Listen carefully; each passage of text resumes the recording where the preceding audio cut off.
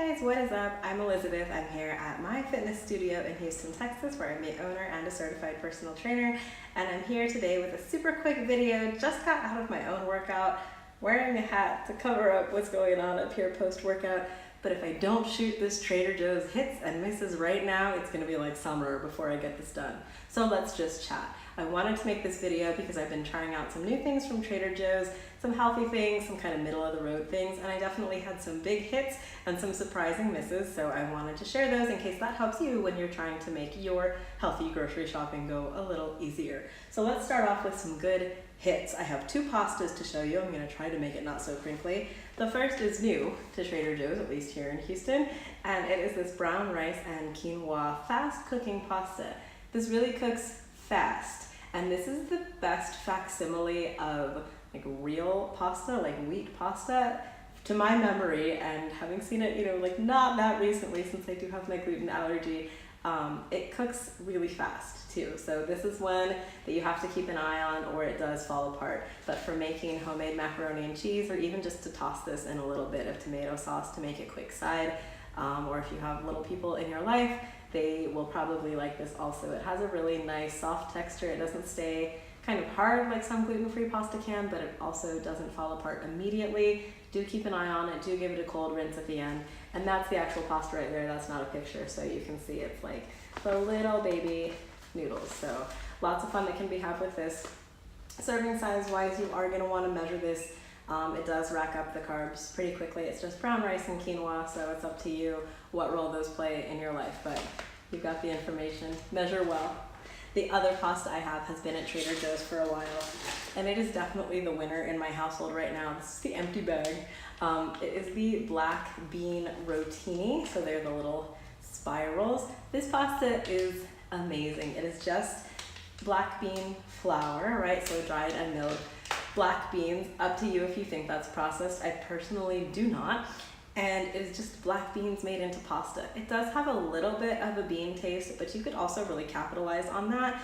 Cook it and then top it with some just jarred salsa and grated cheese, and make kind of a spin on that. But you can put any sauce on it and the bean flavor doesn't really come through a lot. So whereas the elbow noodles, I said you have to really watch them, this bean pasta can cook for like 20 minutes. You can forget about it and it will not be mushy yet. There is a point where it does become mushy, but even then it doesn't disintegrate. It just becomes mushy, but it still retains its shape. So that is a definite winner. Again, nutrition stats are on the bag. Stats wise, since I have two pastas here, the big difference between these two pastas, it's not going to be obvious in the calories or the carbs. It's going to be obvious in the fiber. This one that comes from the brown rice and the quinoa is just going to have 2 grams of fiber per serving, whereas this comparable serving, both servings are 56 grams. This one of the beans has 15 grams of fiber, 14 grams of protein, to 4 grams of protein. But that 15 grams of fiber, if you are someone who counts net carbs, that takes the net carbs per serving of this bean pasta down to just 20. Whereas this one is still gonna be right here, over 35 grams per serving. Just giving the information. Do with that what you will. If you're not sure what to do with that, send me a message, add me on MyFitnessPal. We can chat. Those are my pastas. Try them. There's a red lentil pasta too. That one has not been such a hit in my household. The pasta stays kind of hard. It's probably an acquired taste. You could do something good with it with some spinach, maybe a creamy sauce, but that's not how we roll here right now. And speaking of spinach, I have a miss, and that is this Trader Joe's organic frozen chopped spinach. I love having frozen spinach around to throw it into scrambled eggs or into any pasta sauce, or even just to cook it up real quick on its own on the side. Maybe stir in some cream cheese or some cottage cheese and let it melt to make kind of like a creamed spinach really quickly if I need a side dish to go with something, or like a spread to put into a wrap or onto a sandwich.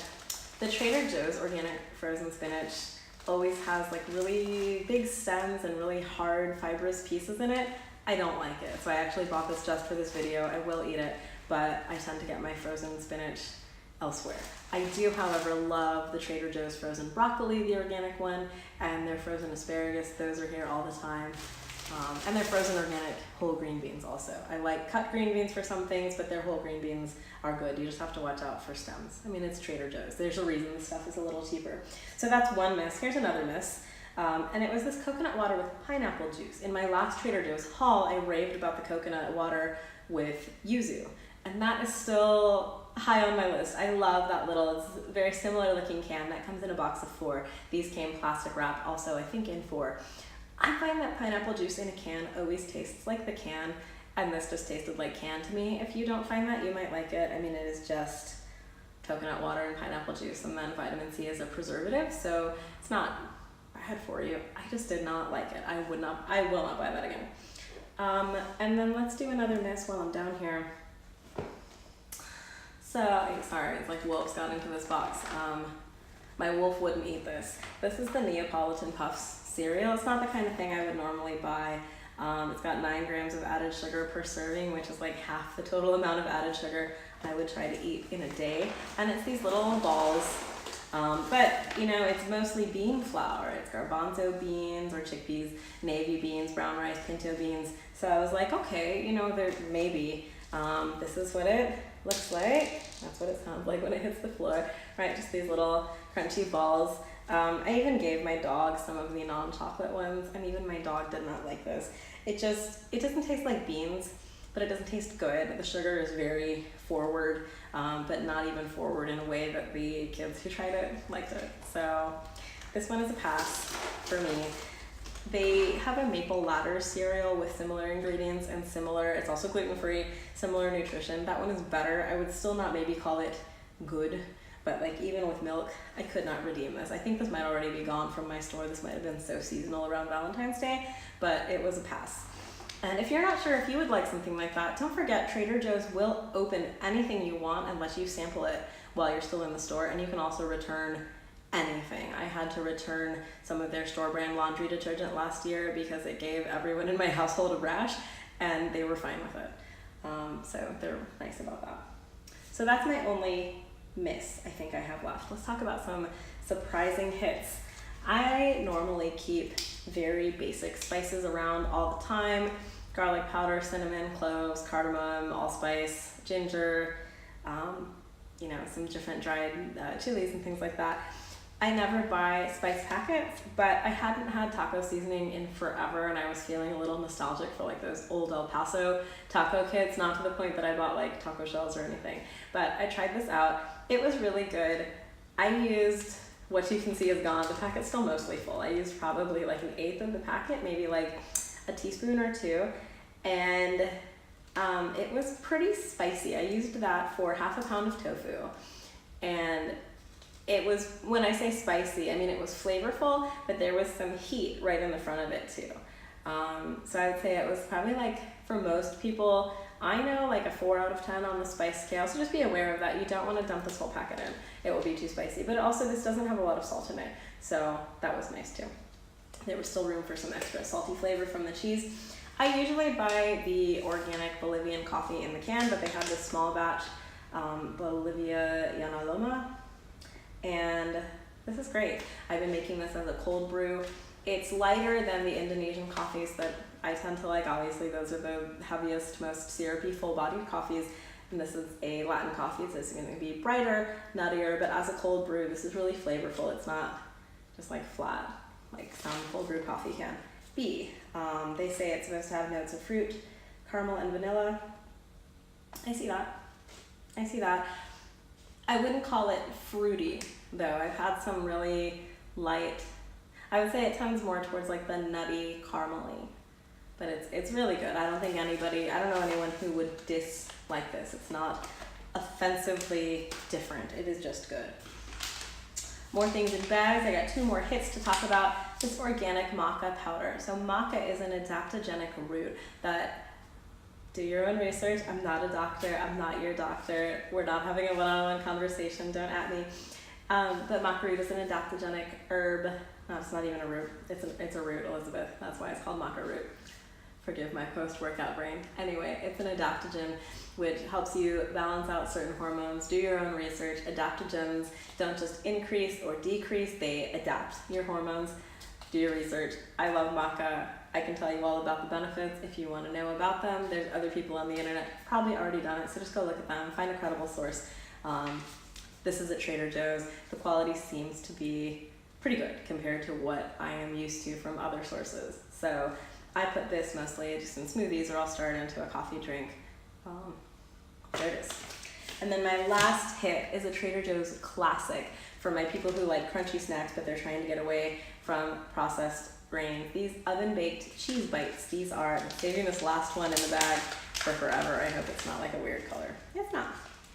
These are these little wheels of cheesy goodness, and these are just cheese. So it looks like a cracker, but it is just cheese. So if you're looking for a way to keep like a snack at your office that's more fat or protein, but you don't have access to a fridge, here you go.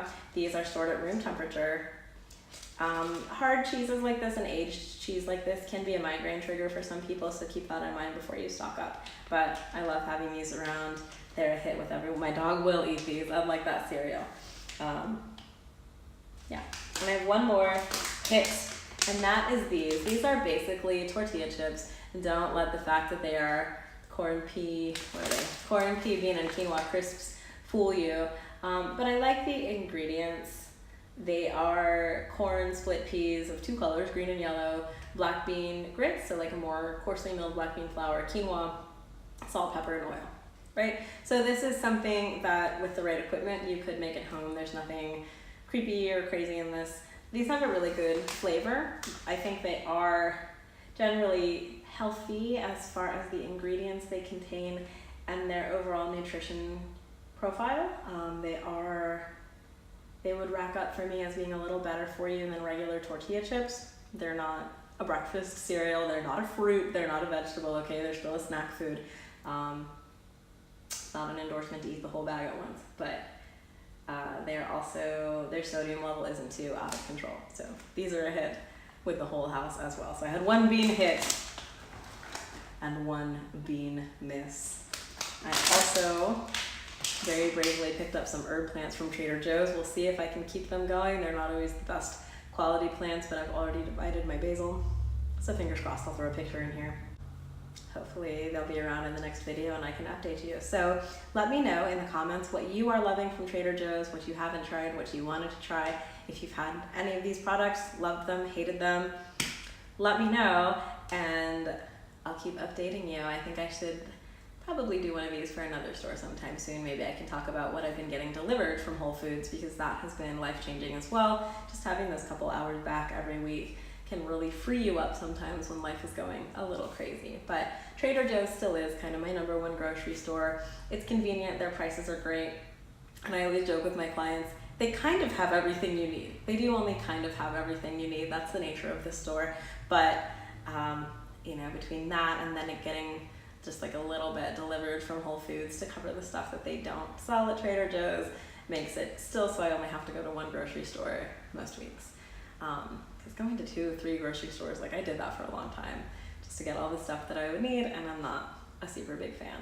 So let me know what you think about Trader Joe's, or if you don't even have one where you are, and what your other favorite healthy grocery items are. Yeah, and I will catch up with you soon. Have a healthy day, whatever day you're watching this. I was gonna say Monday. Okay, rambling, yeah, you know. We'll talk soon.